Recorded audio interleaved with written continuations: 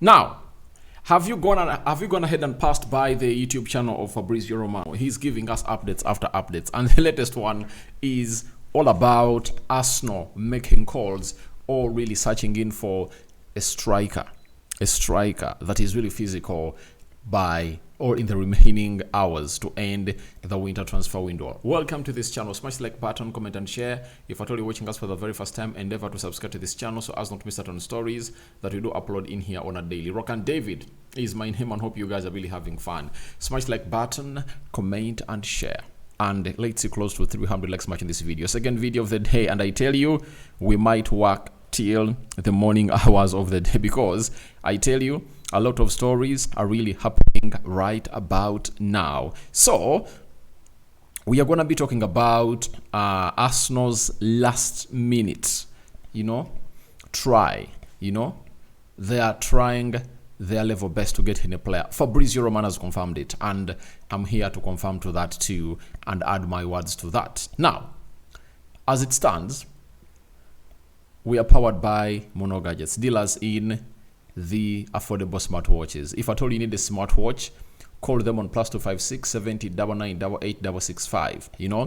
Just go ahead and really call them. They'll obviously give you the best of the best that they do really have into their stock. You can as well go to their Instagram. You can as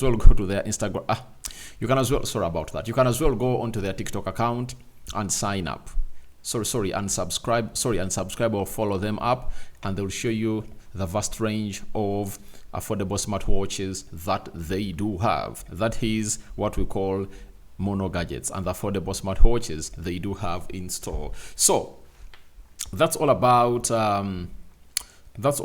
Mono Gadgets. Let's get into this story, because Arsenal fans have been furious, and we come into this story when Matthias Tel is in London undergoing his medical. Anytime from now, he's going to be unveiled as a Tottenham Hotspur player.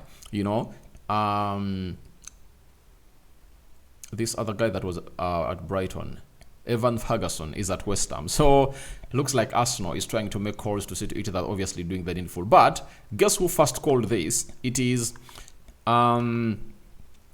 Seth of Sky Sports. Is Damesh Seth.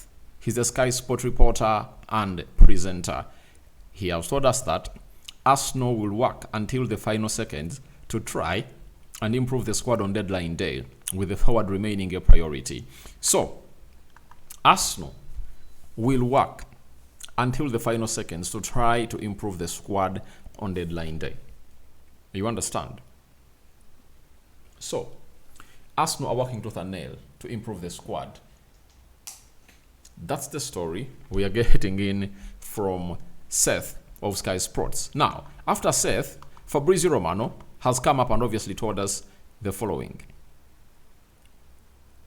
This is what Fabrizio has said, that Arsenal are still trying to find the right opportunity with many calls being made to agents. Let's wait and see what happens. You understand? So he's like, Arsenal are really trying to find the right opportunity with many calls being made to agents. So that means Arsenal has a list of players that they're really having, and they want to obviously try to get out one of the strikers to obviously sign the club of Arsenal. So it is really very absurd for the club of Arsenal that they're waiting in for the last minute, yet they knew that they needed a forward at the beginning of the January transfer window, and it was the priority because Saka got injured in December, and early January, even Gabriel Jesus went ahead to get injured. Now, what further signal did Arsenal need to obviously sign in a player that was really needed by the side of Arsenal? You understand? So I think this is the recklessness of the highest order, and in English there is a best word, complacency. I've never seen such a team complacent and a team that doesn't want to win the league. So Arsenal have been really, really, really, really, really very snail pest. You know, snail pest. They're acting at a snail pest, and I don't know why. Because the moment they put in a bid of Ollie Watkins, that is mid last week on Wednesday, it went into everyone's ears and mind that Arsenal is ready to go and really put in a very huge charge for what they want to get in. You understand? So it is not anywhere. It's not anywhere written to say to it that everything really moves on as Arsenal wants it, because they're really having competitors. And I know there are some Arsenal fans who are like, we scored 5 past Man City yesterday, and I think we don't need a striker. You are deluded. You are deluded. Ask yourself, how many teams in the Premier League play an open game like Man City? I'll tell you, those teams are Spurs, Man City, Chelsea, Brighton. There are only 4 teams that will come to play Arsenal with an open game. And look at how Arsenal performs in all those games, you know. They really have at least a very good go at those teams. But the rest of the teams in the Premier League play a low block. And sometimes you might need that striker who will come up and obviously pull out a moment of magic, or a forward that can pull out a moment of magic. That's why, in my words, I told you that Matthias Cunha topped my list because of his age and him being a versatile player. Then I'm talking about players in the Premier League. Then the other one was what's his name? The other one was John Duran, second, third, Ollie Watkins. You understand? And I was like, Arsenal. So you mean Arsenal never wanted John Duran, but they wanted Ollie Watkins, and they put in a bid when everything was obviously done, and John Duran was not even in the squad of Aston Villa that was playing the Champions League on Wednesday last week. So a lot of questions onto what Arsenal has been doing, and is it because they are not having Edu, who would have gone to obviously do anything, and Ayeto, the acting sporting director of Arsenal, is not good on the job? That is really another question to ask, because is it because of the Edu effect that Arsenal is not really willing to obviously get the deals done and dusted in discussions, and obviously seeing to it that everything really goes on as Arsenal fans would have gone ahead to do it? Because this is not the first time Arsenal have gone ahead to obviously go in for players in January.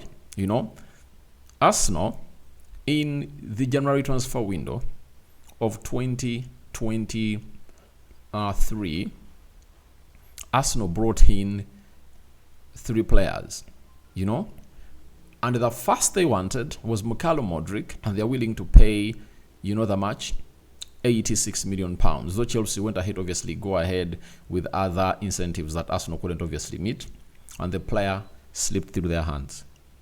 They went in for Trossard, they went in for Jakub Kivio, and they went in for Jorginho. And before they went in for Jorginho, they made a bid of Moise Caicedo, £70 million for the lad. So it's not the first time they're really getting in signings. That is it. Last January transfer window of 2024, Arsenal didn't sign anybody.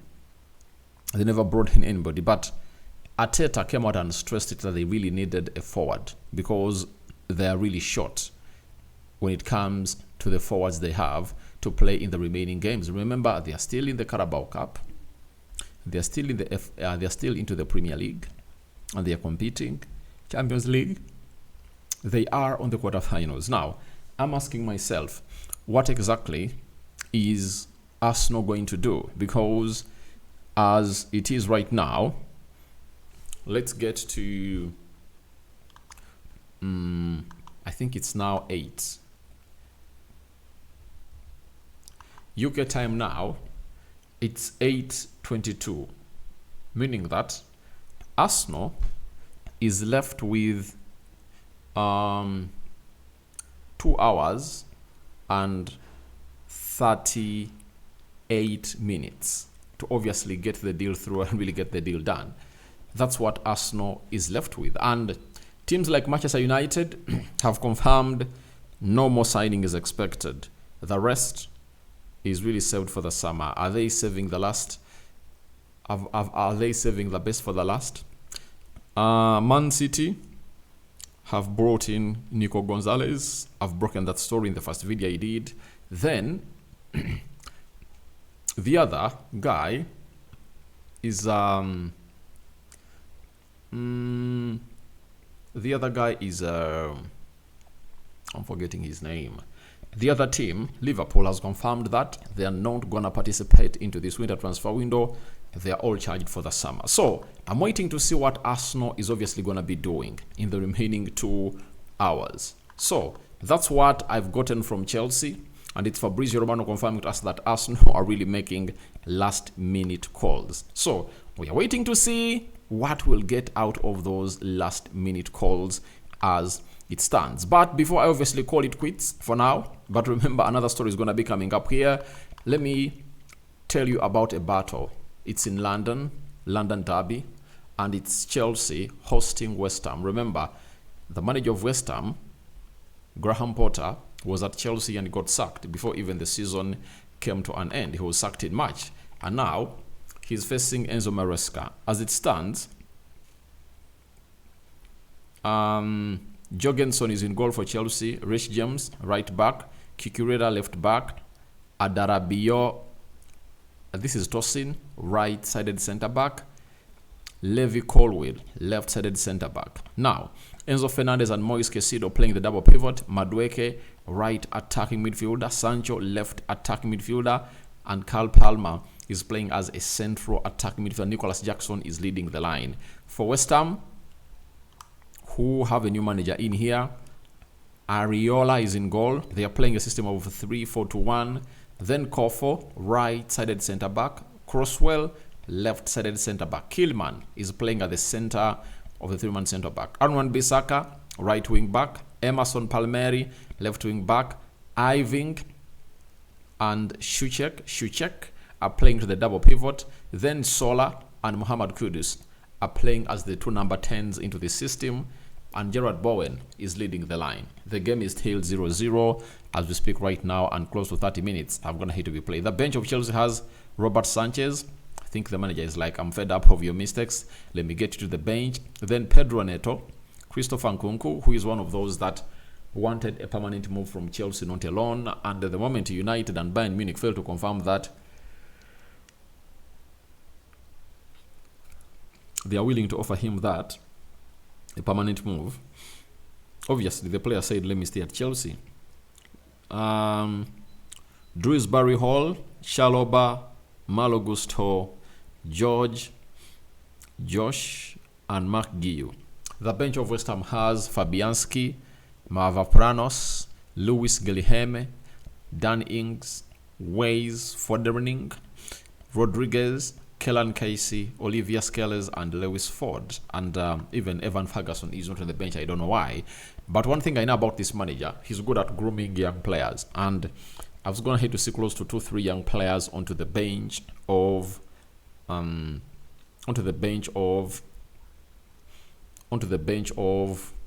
what's the name? Of West Ham. And I know they can obviously be the hugest highlight of this remaining months to end the Premier League season. So guys, your thoughts on to Arsenal making last minute moves to sign a forward are welcome in the comment section below. What do you make about Chelsea taking on the team of West Ham? Your predictions are too welcome in the comment section. Rokani David is my name, and I'm out for now. See you later, and hope you people are really gonna be having the best of the best in what you are expecting from the winter transfer window. Is Arsenal slow like a snail? I'm waiting for what your thoughts are.